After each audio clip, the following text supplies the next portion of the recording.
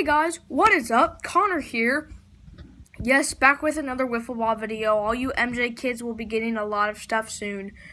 And this video is actually in collaboration with Jack Lowe the Preacher.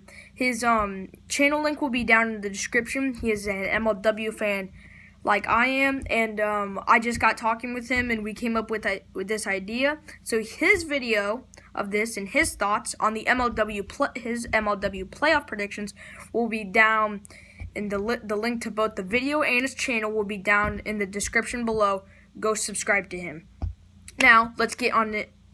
So obviously, if you don't know how the MLW playoffs work, 2 teams per league, I guess you could say, the AL and the NL, will miss the playoffs, and then you have the AL and the NLDS, ALCS, and the World Series. So I will be covering all of those, why I think the teams will miss, whoever makes it and stuff. So yeah, so let's get on into the first topic.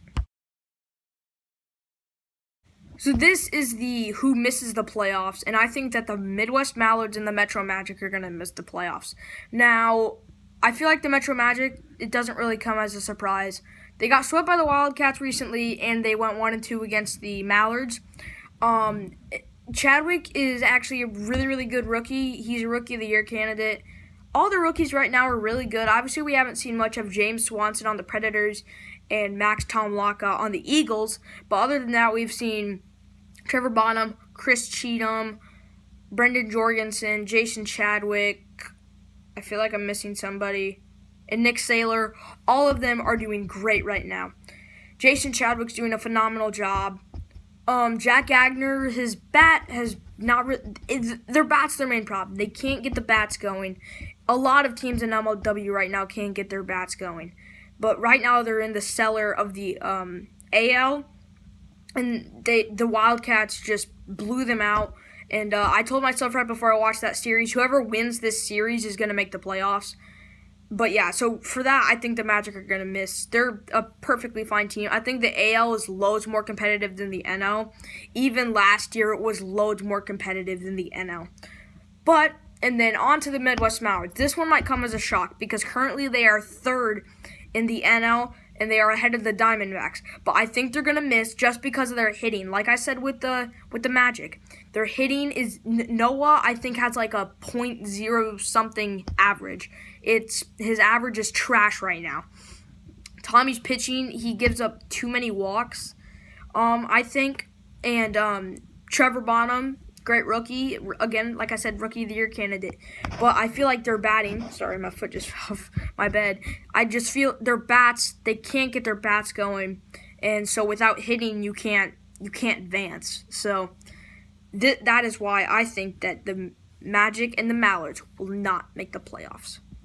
Now let's go into the divisional series. For the ALDS, I think that it will be Wildcats, Cobras. Now, both of these teams are really good. Jack, who I'm doing this collab with, is a Wildcats fan, and I am a Cobras fan. So if this actually does happen, that would be really interesting. But so yes, my prediction for it is that the Cobras will take it 2-1.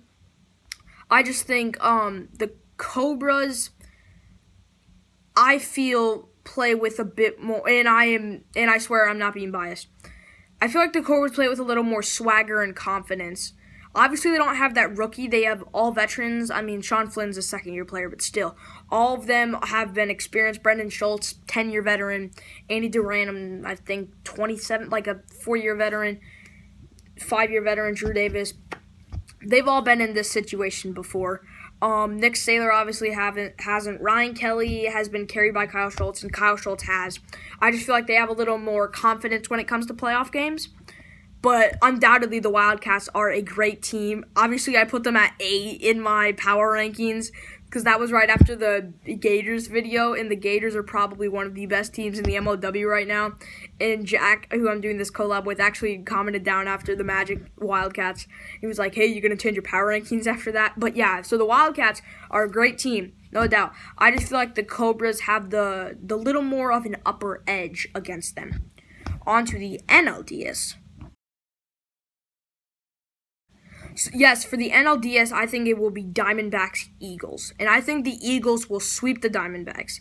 Now, some people might say that the Mallards would make it over the Diamondbacks. But I feel like the Diamondbacks have the better pitching. Norp is a beast. Norp is like a beast. Like, he could have gone number 1. Brendan Jorgensen is fine, but he could have gone number 1. He is a beast, and I feel like they definitely have the better bats than the Mallards. So I'm very interested to see the Mallards Diamondback series whenever that comes out.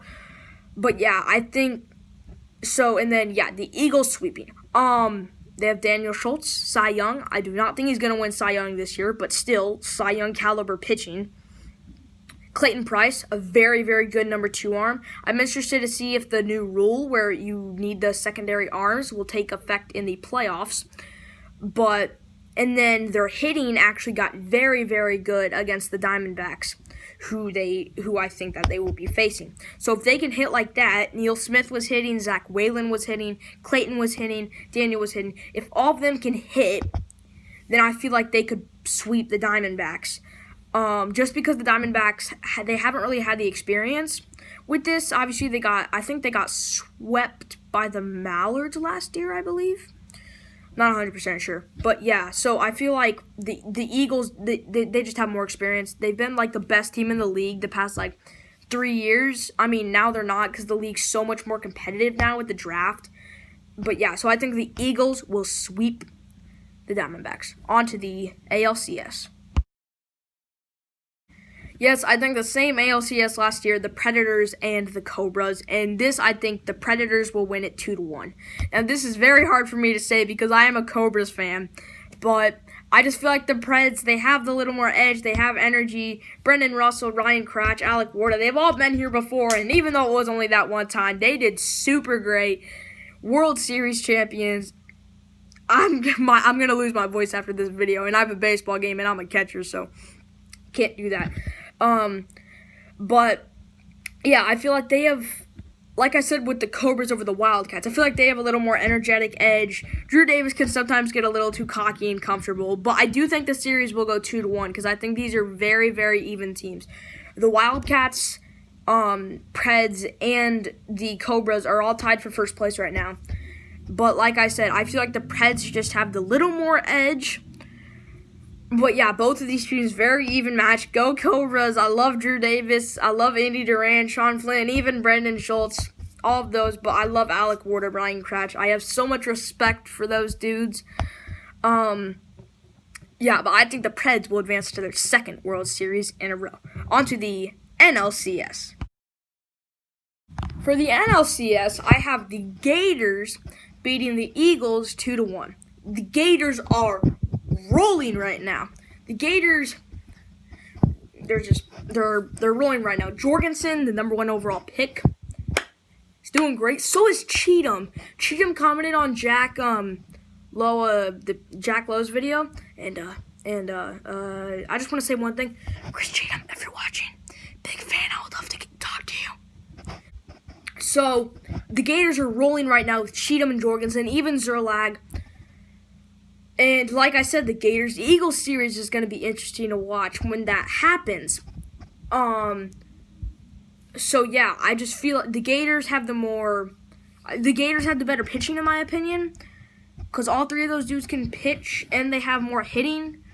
They have faced, in my opinion, the 4th best team in MLW and the 6th or the 7th. So, I mean, they haven't had the most competitive schedule. In my opinion, I would say probably the Preds or who else was at a competitive schedule? The Mallards have faced, in my opinion, the best team in the league and the worst team in the league. Yeah, the Preds have had a really competitive schedule. Who else? The Eagles even have had a pretty competitive schedule. I think who's had the least competitive schedule? Maybe the Gators? No. Not. Anyways, that's besides the point. I just feel like the Gators have the young edge over the veteran Eagles, and that the Eagles are going to choke like they did with the Mallards the past 2 years. Because the Mallards weren't as good last year. but the Eagles aren't as good as they were last year. So I feel like the Gators have that little edge to be able to go to the World Series.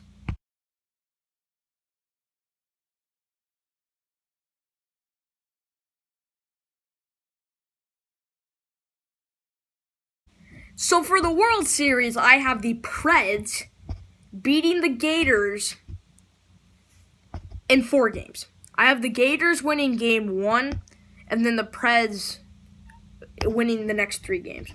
So, like I said, the Preds, this was their situation last year. The Eagles had more experience in that stage than the Preds did. And so if it's Preds-Gators, the Preds would have more experience in that stage than the Gators would. And I feel the Preds have the better bats because I feel like the Gators, they faced Kyle Schultz and they faced Tom.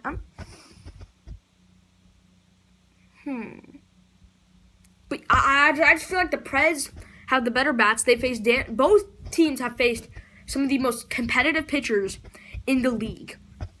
The Preds, Drew Davis and Daniel Schultz, and for the Gators, Tommy Coughlin and Kyle Schultz. All 4 of those great pitchers. So I feel like both teams have a chance to win it, but the Preds just have more experience in that stage, which is why I think the Preds will win their 2nd World Series in a row, something that has not been done since the 2014 and 15 Wildcats. Thank you guys for watching this video. Go subscribe to Jack and go watch his video as well. Great friend of mine. We actually just got talking last night, and so we thought of this, and I have time to film it. I have a baseball game at 6. I have to be there at 5:15, and I think I'll have to leave by like 4:25, which is in like 2 hours. So I'll edit this video and I'll upload it. But yeah, thank you, Jack, for the opportunity. Thank you, MLW, for inspiring me to do stuff like this. And so yeah, that is my playoff prediction. I hope all of you enjoyed. Please leave a like, comment, and subscribe. Hopefully my comments don't get disabled.